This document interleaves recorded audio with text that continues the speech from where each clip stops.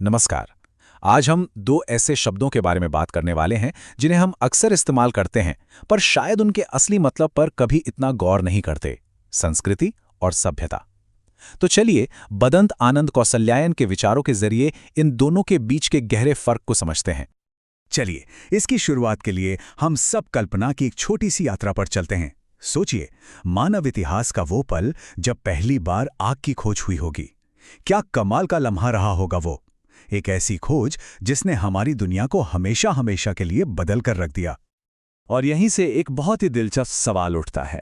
आखिर वो कौन सी दिमागी चिंगारी थी, वो कौन सी योग्यता थी जिसने किसी इंसान को पहली बार आग जलाना सिखाया? और फिर उस खोज से जो भी कुछ बना उसे हम क्या नाम दें?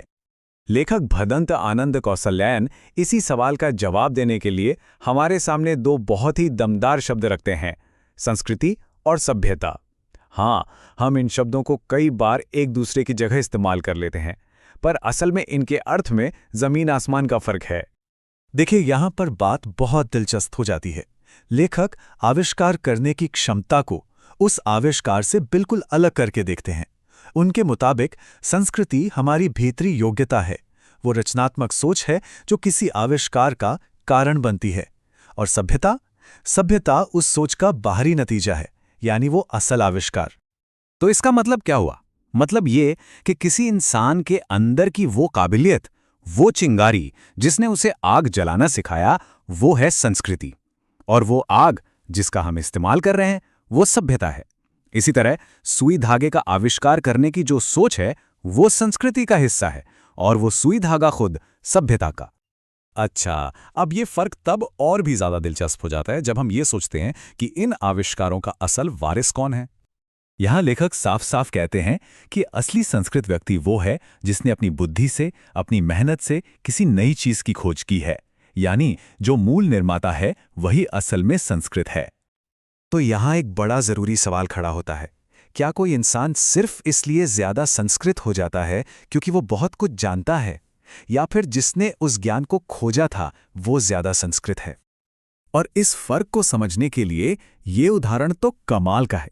सोचिए, आज का एक फिजिक्स का स्टूडेंट शायद न्यूटन से कहीं ज्यादा बातें जानता होगा, तो उस हिसाब से वो स्टूडेंट न्यूटन से ज्यादा सभ्य है क्योंकि उसके पास ज्ञान का भंडार ज्यादा है। लेकिन असली संस्कृत कौन है?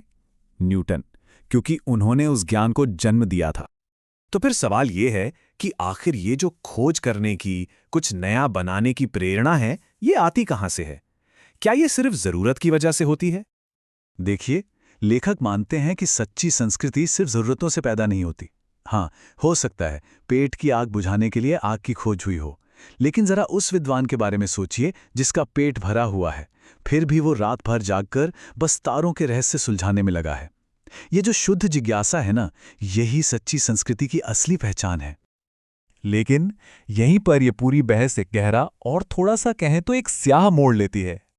मतलब इंसान की उस दिमागी क्षमता का क्या, जिसका इस्तेमाल विनाशकारी हथियार बनाने के लिए होता है, क्या उसे भी हम संस्कृति कह सकते हैं?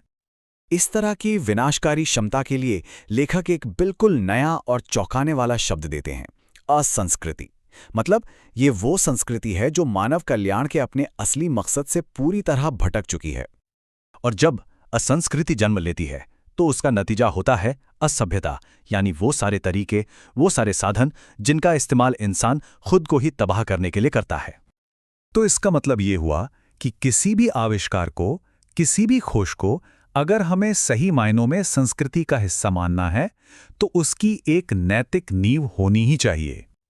और वो नींव क्या है? वो है कल्याण, मानव का कल्याण। लेखक के हिसाब से सच्ची संस्कृति वो है जो मानवता की भलाई से जुड़ी हो। अगर कोई चीज कल्याणकारी नहीं है तो वो सच्ची संस्कृति हो ही नहीं सकती। और इस कल्याण की भावना को देखिए कितने शक्तिशाली उदाहरणों से समझाया गया है। एक माँ का अपने बीमार बच्चे के लिए रात भर जागना, या सिद्धार्थ का पूरी मानवता के दुख को दूर करने के लिए अपना घर छोड़ देना। ये सब दूसरों की भलाई के लिए आत्मत्याग के उदाहरण हैं। और यही कल्याण की भावना संस्कृति की सबसे ऊंची पहचान है।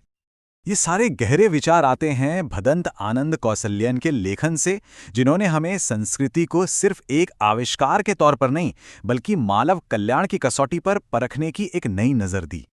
और अंत में यही एक सवाल है जो आज के इस दौर में सबसे ज़्यादा मायने रखता है। हमारी ये दुनिया, जहां हर रोज़ नए नए इनोवेशन हो रहे हैं, वहां हम ये कैसे तय करें कि हमारी तरक्की, हमारी सभ्यता असल में मानव कल्याण के रास्ते पे है भी या नहीं? सोचने वाली बात है।